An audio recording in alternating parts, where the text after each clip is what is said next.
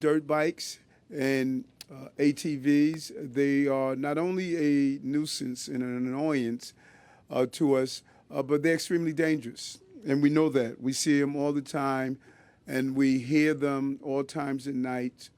We see the large numbers that are moving throughout our street, and we want to be clear that this is not acceptable.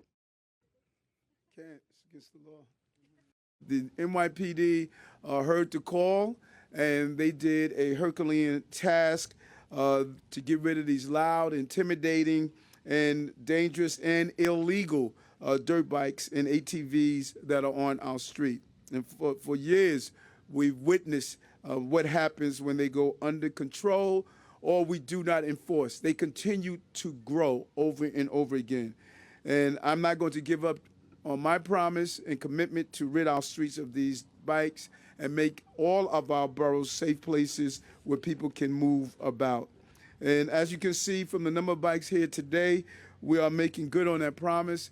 900 bikes, more than what they were able to remove last year. 88% increase because of the work of the New York City Police Department and communities.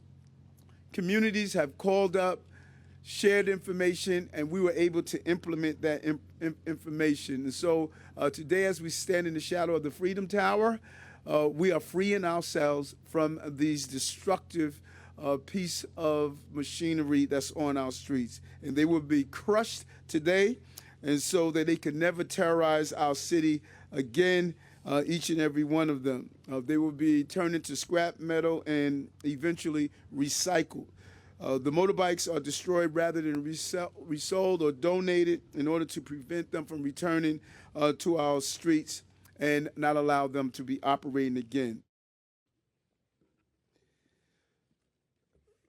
Quality of life is everything, and it is our focus to deal with crime and the quality of life aspects, and these dirt bikes were a menace to the quality of life.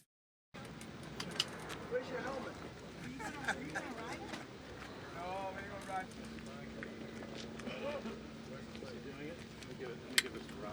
Stay right there. Stay right there. We have nothing here.